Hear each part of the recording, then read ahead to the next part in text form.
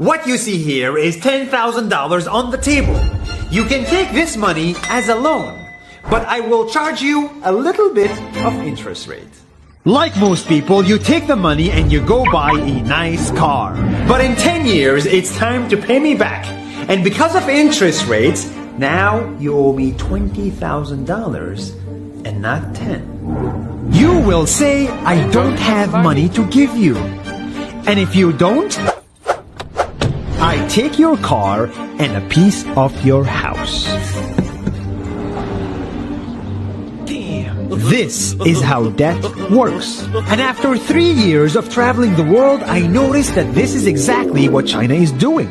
For example, take the small island nation of Sri Lanka. This developing country needs money and China has a lot of it. So Sri Lanka took billions of dollars in Chinese loans. It was easy money just there to be taken. And with that, they built skyscrapers, highways, airports, and shipping ports. The country grew and prospered. But few years later, this easy money came with interest rates, and Sri Lanka was so much in debt that it couldn't pay back China its money. And the only way out was to give China control of what they had built. In other words, Sri Lanka lost a piece of its home to China because of debt. This is the Chinese money trap. And it's a real thing I saw all over the world. In Papua New Guinea, I saw $2 billion in loans given by the Chinese to build skyscrapers, infrastructures, and ports. But there is no way this remote developing country can pay it back or its interest rate. And the only way out is to give China control of the country. In the Maldives, Pakistan, Malaysia, Laos, Kazakhstan, Mongolia, Egypt, Kenya, and South Africa,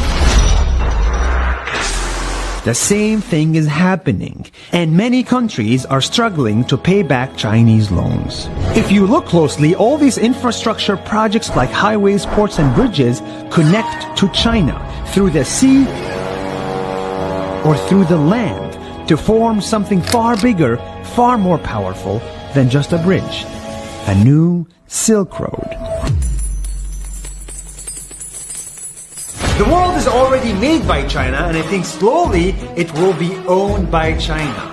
Don't get me wrong, building bridges, ports, highways, and airports is a great thing for the people and the country, but they come at a very high cost. And when these countries can't pay back the loans, these countries will lose their homes.